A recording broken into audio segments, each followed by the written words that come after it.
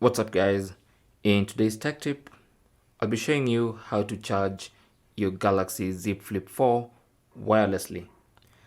So this phone is foldable and obviously the coil is on either side of the fold.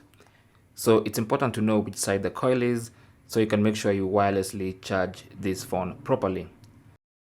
For this tutorial, I have a wireless charging pad which you're going to test on.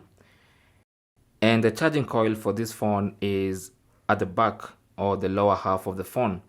So if the phone is open like this,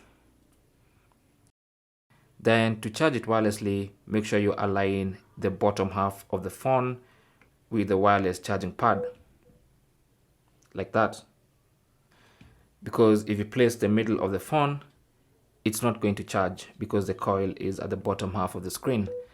Alternatively, you can either put it like that and then place it on your wireless charging pad and it's going to charge, or you can close it completely and place it like that on your wireless charger and it's going to charge wirelessly.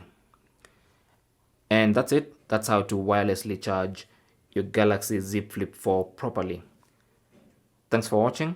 Leave your comments and questions down below and good luck.